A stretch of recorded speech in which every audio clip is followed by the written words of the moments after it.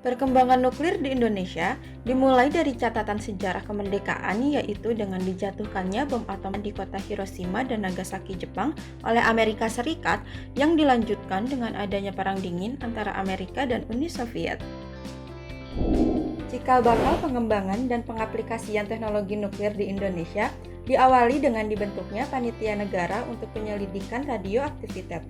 Seiring perkembangannya untuk kesejahteraan masyarakat, dibentuklah Dewan Tenaga Atom dan Lembaga Tenaga Atom atau LTA yang kemudian disempurnakan menjadi Badan Tenaga Atom Nasional atau BATAN. Pusat Teknologi Radioisotop dan Radiofarmaka atau PTRR merupakan satuan kerja BATAN di bidang kesehatan yang telah menghasilkan berbagai produk hasil litbang hingga saat ini. Sejak tahun 2014, beberapa produk hasil litbang telah mendapat nomor izin edar atau NIE dan telah dimanfaatkan oleh masyarakat.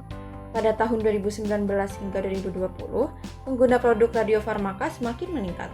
Sejauh apa kira-kira perkembangan nuklir untuk kesehatan di Indonesia? Bismillahirrahmanirrahim. Assalamualaikum warahmatullahi wabarakatuh.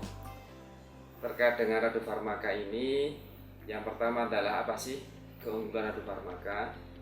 Jadi radiofarmaka ini digunakan di kedokteran nuklir dan dia punya satu keunggulan, yaitu dapat untuk diagnosis penyakit berdasarkan fisiologis atau fungsi ataukah metabolisme yang ada dalam tubuh.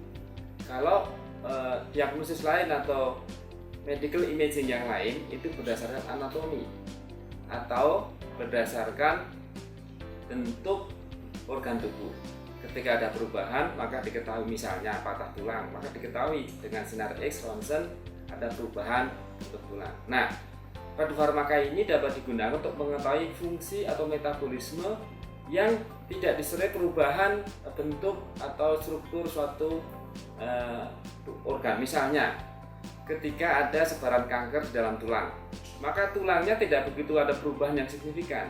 Tetapi dengan radiofarmaka diketahui bahwa di dalam tulang itu telah tersebar sel kanker, sehingga metabolismenya diketahui, maka dapat disimpulkan di dalamnya telah ada sel kanker. Nah, yang seperti ini sulit diketahui dengan cara-cara yang lain. Nah, inilah keunggulan dari radiofarmaka, yaitu dapat digunakan untuk pencitraan atau medical imaging, pencitraan medis berdasarkan metabolisme atau fisiologis atau fungsi suatu organ. Tentang penggunaan atau kondisi ataukah industri farmaka di Indonesia saat ini memang masih memprihatinkan, yaitu 95%, sekitar 95% kita harus impor dari luar negeri. Produk dalam negeri baru sekitar 5% untuk produk tersebut. Sehingga kami terus berusaha agar terus dapat meningkatkan porsi atau kontribusi produk dalam negeri untuk memenuhi kebutuhan nasional di bidang radiofarmaka ini. Nah, di Indonesia sendiri sebenarnya diprediksi akan terus mengalami peningkatan kebutuhan radiofarmaka. Hal ini dikarenakan semakin banyak jumlah penderita kanker dan jantung di tanah air, khususnya kanker.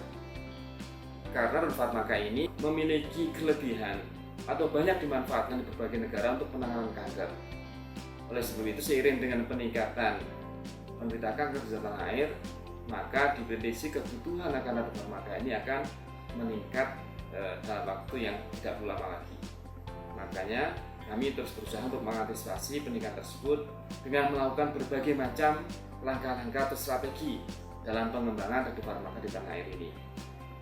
Jadi kami membagi menjadi dua strategi besar strategi tersebut. Pertama ada strategi pengembangan teknologi, yang kedua ada strategi pemanfaatan atau pendayagunaan teknologi tersebut.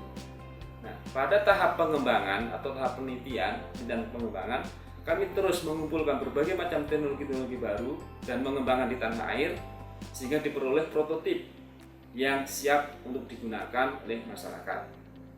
Kami banyak bekerja sama dengan perguruan tinggi dan lembaga internasional untuk mendapatkan pengetahuan baru, kemudian kita coba dikembangkan di tanah air dengan teknologi-teknologi tersebut. Yang kedua adalah tahap pendayagunaan. Nah, bagaimana prototip tadi secara nyata dapat bermanfaat bagi masyarakat? Nah, kami bekerja sama dengan industri farmasi. Karena memang mereka lah yang punya pengalaman panjang bagaimana memproduksi dan distribusi produk-produk obat. Sehingga kami mendapatkan banyak sekali dukungan dari mereka, bantuan, dan juga kerjasama mereka saat membantu kami dalam tadi pendayagunaan Radiofarmaka. Dengan demikian mudah-mudahan dengan dua strategi tersebut pemanfaatan Radiofarmaka dalam tadi semakin meningkat dan porsi atau kontribusi produk dalam negeri juga semakin meningkat pada masa yang akan datang. Saya kira demikianlah gambaran ringkas tentang kondisi Radiofarmaka dan strategi pengembangan Radiofarmaka di tanah air. Demikian dan terima kasih. Assalamualaikum warahmatullahi wabarakatuh.